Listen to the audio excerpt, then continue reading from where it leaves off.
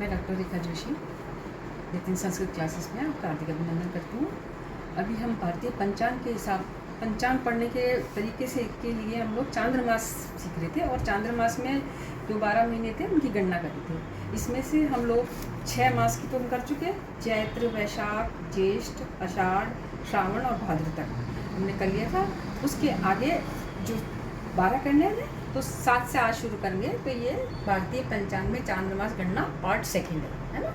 अब इसमें कैसे, ये तो मास है और ये तद्भव शब्द है जो हम बोलचाल में बोलते हैं, ये नक्षत्र और ये आंगल पंचांग के अनुसार उसका महीना है। तो कैसे, 7वां कौन सा है?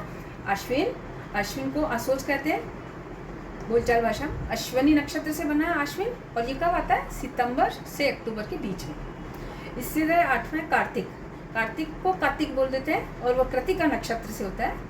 कृतिका नक्षत्र से कार्तिक, जो कार्तिक कृतिका की जो पूर्णिमा होगी उसमें कार्तिक नक्षत्र होगा और वो कैसे कब आएगी? अक्टूबर नवंबर के बीच में। ऐसी 9वां है मार्गशीर्ष। मार्गशीर्ष कहते हैं मंगसिर को। मृगशिरा नक्षत्र की पूर्णिमा होगी उस दिन मार्गशीर्ष होगा, मास समाप्त है ना। वो नवंबर से दिसंबर के बीच में आता है।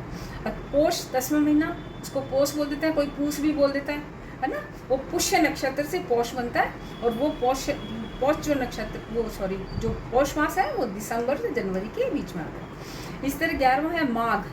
माघ को महा बोल देते हैं, वो मघा नक्षत्र से बनता है माघ शब्द और वो जब मघा की पूर्णिमा होगी ना तब माघ का वो कहलाएगा मास और वो जनवरी से फरवरी के बीच में आता है। और 12वां होता है फाल्गुन। फाल्गुन को कह देते हैं फागन। फागन में होली आती है ना, तो वो कब बनता है? या तो वो पूर्वा होगा, पूर्वा फाल्गुनी होगा, या उत्तरा फाल्गुनी जब पूर्णिमा होगी ना उस दिन, उस कारण उसको फाल्गुन कहेंगे। और वो कब आती है? फरवरी से मार्च के बीच में। अब जो सूर्य होता है उसकी जो हम गति देखते हैं, वो तो सूर्य तो 30 दिन में एक वो करता है, 1 महीने की गति होती है इसकी। लेकिन चंद्रमा की गति होती है 28 और 29 दिन के बीच की होती है। इसलिए यह कभी ये नहीं होगा कि 1 तारीख से 2 तारीख से, ये कभी भी बीच में आ सकता है। लेकिन जो सूर्य वाला है वो तो वही 14 के बाद ही आता है ना। इनमें ये अंतर है दोनों में, उसको आगे बताएंगे।